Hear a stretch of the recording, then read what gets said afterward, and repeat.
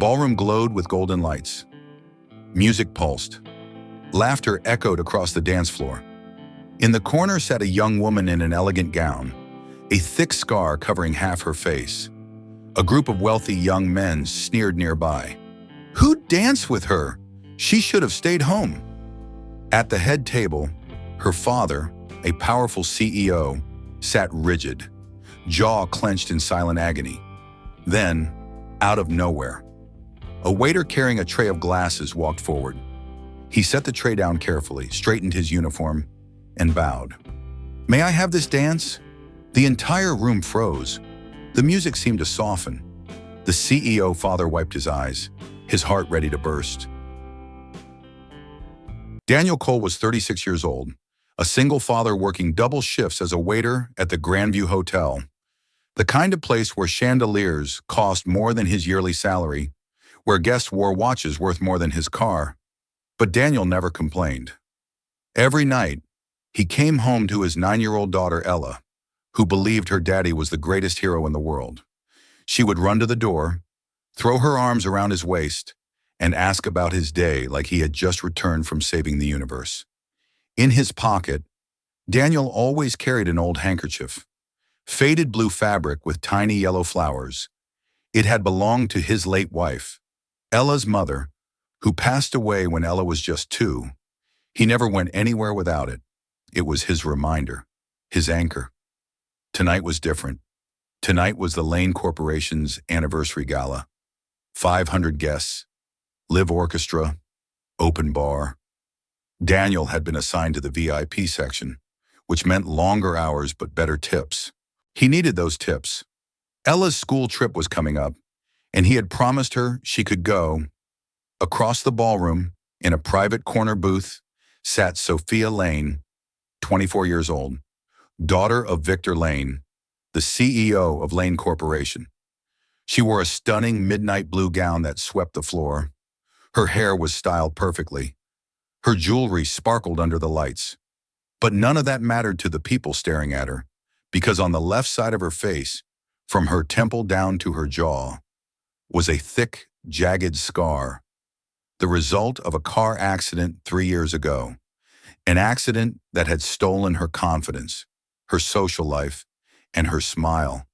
Sophia had begged her father not to make her come tonight, but Victor Lane insisted. He wanted the world to see his daughter. He wanted her to reclaim her place. He wanted her to be brave. But bravery is hard when people whisper, when they stare, when they pretend not to notice while noticing everything. Victor sat at the head table, surrounded by business partners and executives. He smiled when he needed to, shook hands when expected, but his eyes kept drifting to his daughter, alone in the corner, chin tucked down, hands folded in her lap. His heart ached. He was one of the most powerful men in the city. He could close million-dollar deals with a phone call. He could fire anyone who disrespected him, but he could not protect his daughter from cruelty. He could not force people to see her the way he did. Beautiful, strong, brave. Daniel noticed her too. He had been refilling champagne glasses near her section when he saw the way she sat, the way she avoided eye contact, the way her shoulders curled inward, like she was trying to disappear. He recognized that posture. He had seen it before, in the mirror, after his wife died, when the world felt too heavy and too loud. Ella had pulled him out of that darkness, with her laughter, with her hugs, with her unshakable belief that her daddy could do anything. And tonight, looking at Sophia Lane sitting alone in a room full of people, Daniel felt something stir in his chest. Not pity, not sympathy, recognition. The music shifted to something upbeat. Couples flooded the dance floor. Laughter rang out. Glasses clinked. The energy in the room soared, except in Sophia's corner. A group of young men in expensive suits hovered near the bar, their voices just loud enough to carry. They were sons of investors, trust fund kids who had never worked a real day in their lives. One of them, a tall guy with slick back hair, nodded towards Sophia and smirked. Man, I almost feel bad for Lane. All that money and he is stuck with that. Another one laughed. Dude, no amount of cash can fix that face. Not even the best plastic surgeons. A third chimed in, louder this time. Who would even dance with her? She should have stayed home. They erupted into laughter. Cruel, careless, loud enough that nearby guests glanced over uncomfortably but said nothing. Sophia heard every word. Her hands tightened in her lap until her knuckles turned white. Her breathing quickened. She wanted to leave. She wanted to run out and never come back. But her father had asked her to stay. So she stayed, because she loved him, even though every second felt like torture. Across the room, a group of women whispered behind their champagne flutes. Poor Victor, one said, shaking her head. Such a successful man. Built an empire from nothing, but stuck with a daughter like that. What a tragedy. Another woman sighed.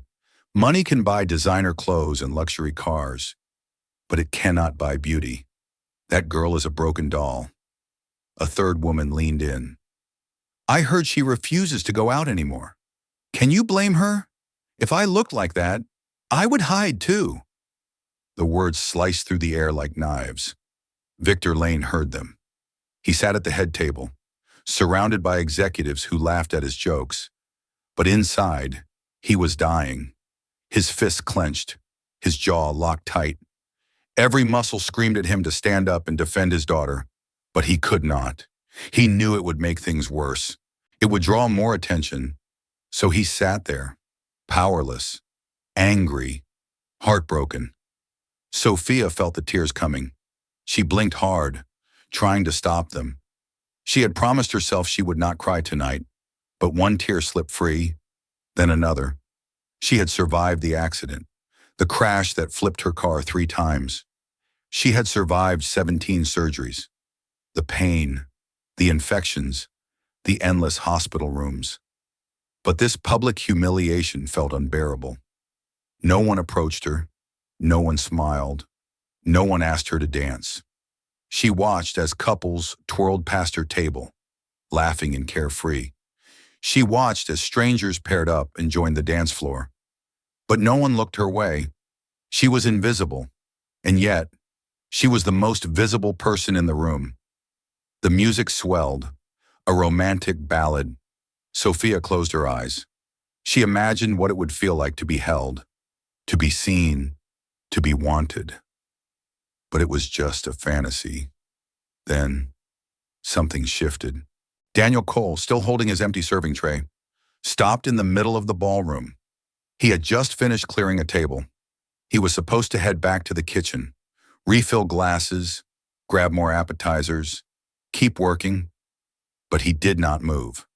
He looked at Sophia, at the way her head was bowed, at the way her body seemed to fold into itself, at the way no one seemed to care. His chest tightened. His daughter's voice echoed in his mind.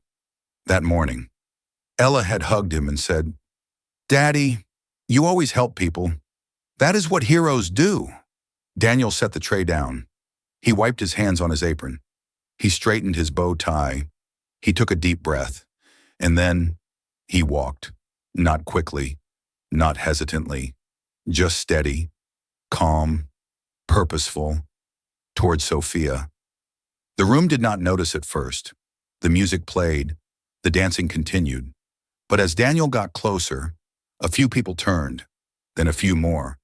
Conversations faltered. Eyes followed him. Whispers started. What is he doing? Is he going over there? A waiter? By the time he reached Sophia's table, half the room was watching. Daniel stopped in front of her. He clasped his hands behind his back. And then he bowed. A deep, respectful bow. "Excuse me, miss," he said, his voice calm and clear. "May I have this dance?" The room went silent. The music seemed to fade. Every head turned. Every conversation stopped. Every eye locked on them. Sophia looked up, eyes wide with shock. Her lips parted, but no words came out. She stared at him like he was a mirage. Daniel smiled gently. "You do not have to if you do not want to. but I would be honored.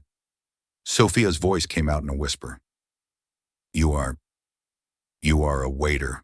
Daniel nodded. I am, and you are the bravest woman in this room. Her breath caught, her eyes filled with fresh tears. But this time they were different. Not tears of pain, not tears of humiliation, tears of hope. Behind her, Victor Lane stood up slowly from his seat. His hand covered his mouth. His eyes glistened. He watched, frozen, as the impossible unfolded. Around the room, the whispers started again. Is he serious? A waiter is asking her to dance? What is happening? Daniel extended his hand, palm up, steady, patient, waiting. Sophia stared at him, at the kindness in his eyes, at the courage it took to do what no one else had dared. And then, trembling, she placed her hand in his. The ballroom erupted, not in laughter, not in mockery, in stunned, breathless silence. Daniel led Sophia to the center of the dance floor. His hand was gentle on her back. His grip was firm but respectful. She trembled as they took their first step together. The orchestra, sensing the moment, shifted to a slow ballad, the kind of song that makes time stop, the kind that makes people remember why they fell in love. Around them, the crowd parted. Guests stood frozen, watching, some with curiosity, some with judgment, some with something that looked like shame. Sophia kept her eyes down at first. She could feel hundreds of stares burning into her skin, into her scar.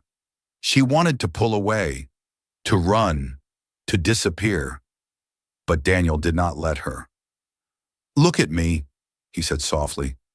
Not at them, just me. She lifted her eyes, met his gaze, and in that moment, something inside her shifted. His eyes held no pity, no disgust, no awkwardness, just warmth, just kindness, just respect. They began to move, slowly at first. Daniel guided her with patience, reading her body language, letting her set the pace.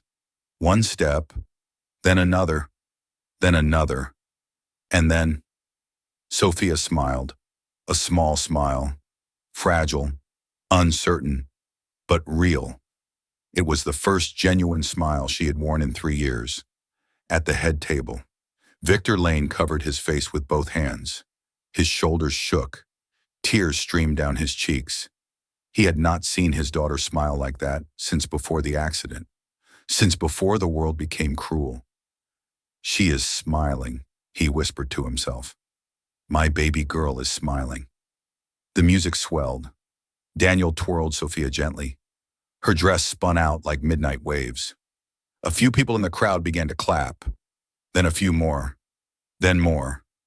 Then, from the side entrance, a small voice cried out, Daddy! Everyone turned.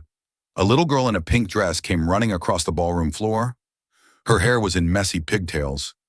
She clutched a piece of paper in her hand. It was Ella, Daniel's daughter. She had been waiting in the staff lounge, coloring while her father worked. But when she heard the music change, when she heard the whispers, she had peeked through the door, and she had seen her daddy dancing with the sad lady from the corner. So she did what any 9-year-old would do. She drew a picture. Ella ran up to the dance floor, breathless and excited. She held up her drawing for everyone to see. It was a crayon masterpiece. A tall man in a bow tie, a beautiful woman in a blue dress. They were holding hands. Above them, in wobbly letters, she had written, Daddy dancing with a princess. The ballroom went silent. Then, someone laughed. Not a mocking laugh, a warm laugh, a touch laugh. Then more laughter. The good kind. The kind that breaks tension and melts hearts. Sophia looked at the drawing, at the little girl beaming up at her, at the innocence and honesty in those bright eyes, and she started to cry, but not sad tears, happy tears. She knelt down, still holding Daniel's hand, and smiled at Ella. Thank you, she whispered. That is the most beautiful thing anyone has ever given me. Ella threw her arms around Sophia's neck. You are pretty, she said. Do not let anyone tell you different. The crowd erupted, not in whispers, not in judgment, in applause. Loud, roaring, genuine applause. Victor stood up from his seat. He walked toward the dance floor, wiping his eyes, his heart bursting with emotion. He looked at Daniel, at this stranger who had done what no one else dared to do. Thank you, Victor said, his voice breaking. You gave her back her smile. After all these years, you gave her back her smile. Daniel shook his head humbly. She never lost it, sir. She just needed a reason to show it again. Then something caught Victor's eye. As Daniel reached down to pick up Ella, something fell from his jacket pocket. A small piece of fabric, faded blue with tiny yellow flowers. A handkerchief. Victor froze. His breath caught. He bent down and picked it up. His fingers traced the embroidery along the edge. Initials, stitched in gold thread. M.M.L. Michael Lane. Victor's hands began to shake. His brother, his older brother, the one who had died serving overseas, the one who had saved 3 men in his unit before he was killed, the one whose body came home draped in a flag. Michael had always carried this handkerchief. Their mother had made it for him before he deployed. Victor looked up at Daniel, his face pale. Where did you get this? Daniel's expression changed. Recognition flickered in his eyes. Michael Lane, he said quietly. He was my commanding officer.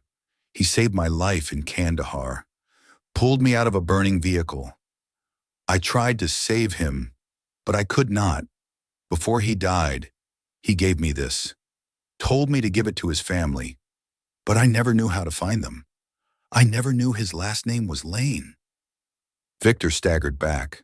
His mouth opened, but no words came. The room fell silent again. Everyone was listening now. You, Victor breathed. You were there. You were with him when he died. Daniel nodded. I held his hand. He told me to tell his family he loved them. He told me to tell his little brother to take care of their mother. And then he was gone. Victor covered his face with both hands. A sob escaped him. Raw, broken. He had spent 15 years wondering about his brother's final moments, wondering if he suffered, wondering if he was alone. And now, here was the man who had been with him, the man who had tried to save him, standing in his ballroom, wearing a waiter's uniform. You were a soldier, someone whispered from the crowd. He saved people. Someone else said. The whispers spread. The young men who had mocked Sophia earlier shifted uncomfortably. The women who had called her a broken doll looked away, ashamed. Daniel Cole was not just a waiter. He was a veteran, a hero, a man who had sacrificed his career, his future, everything, to raise his daughter alone after losing his wife. And tonight, he had given Sophia Lane something no amount of money could buy: dignity, respect, hope. Victor stepped forward. He pulled Daniel into a tight embrace. You brought my brother home to me tonight, he said, his voice trembling. Not his body, but his spirit, his kindness, his courage. Thank you. Sophia stood beside them, tears streaming down her face. Ella held her hand, squeezing tight, and the ballroom, full of wealthy guests who thought they knew what mattered, stood in silence, because they had just witnessed something none of them would ever forget. Victor Lane turned slowly to face the crowd. His eyes were red, but his jaw was set. His voice, when he spoke, was cold and sharp as steel. I want to address something, he said. Every head turned toward him. The ballroom fell silent. He pointed at the group of young men near the bar, the ones who had mocked his daughter. You, all of you, I heard what you said about my daughter tonight. The men froze. Their smirks vanished. Fear flickered across their faces. You called her broken. You said no one would dance with her. You laughed at her pain. Victor's voice grew louder. You are not welcome in my company. Not tonight. Not ever. Security, escort them out. Gasps rippled through the crowd. Two security guards stepped forward. The young men stammered, trying to protest, but no one listened. They were led out of the ballroom, heads down, faces burning with shame. The crowd erupted in applause. Not polite applause. Thunderous applause. Victor turned to the women who had whispered cruel things. And you, he said, his voice quieter but no less powerful. You spoke about my daughter like she was an object, a burden, a tragedy. Let me be clear. My daughter is the strongest person I know. She survived what would have broken most people. And tonight, a man with nothing showed her more respect than any of you ever did. The women looked down, unable to meet his gaze. Several guests around them shifted away, distancing themselves. Victor raised his voice to address everyone. Tonight, I learned something. Wealth does not make you valuable. Status does not make you kind. A waiter showed more courage than anyone in this room. A 9-year-old girl showed more compassion than grown adults. The applause grew louder. People stood. Some wiped their eyes. Sophia stepped forward, her hand still in Daniel's. She looked out at the crowd, at the people who had stared at her, judged her, pitied her, and for the first time in years, she did not feel small. I want to say something too, she said. Her voice was soft at first, then stronger. For 3 years, I have hidden. I have let this scar define me. I have let cruel words make me believe I was less than human. But tonight, someone reminded me that I am still here. I am still standing. I am still worthy. She turned to Daniel. You did not see a scar when you looked at me. You saw a person. Thank you for that. Daniel smiled. You are more than worthy, Miss Lane. You always were. Ella tugged on Sophia's dress. Can we be friends? She asked, eyes wide and hopeful. Sophia laughed through her tears. I would love that. The crowd surged forward. People who had ignored Sophia all night now approached her. Some apologized. Some simply smiled. Some asked if they could take a photo with her. And Sophia, for the first time in 3 years, said yes. The ballroom was no longer cold, no longer judgmental. It was warm. It was alive. It was human again. The night wound down. The guests left one by one. The music faded. The lights dimmed. But in a quiet corner of the ballroom, 4 people sat together. Daniel, Ella, Sophia, and Victor. Ella had fallen asleep in Sophia's lap, her little arms wrapped around her new friend.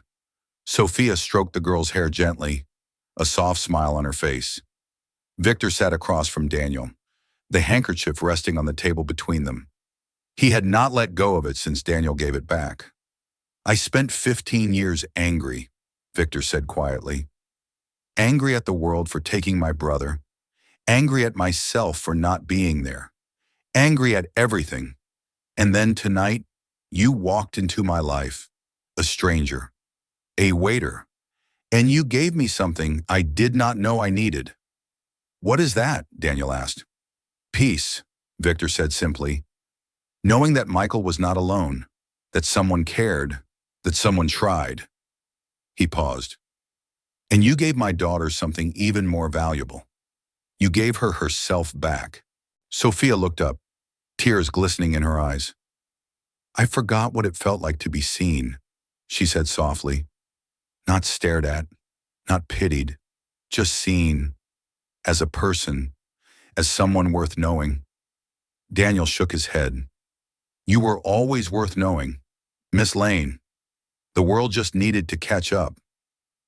Victor leaned forward. I want to offer you a job. A real job. Not as a waiter. Something better.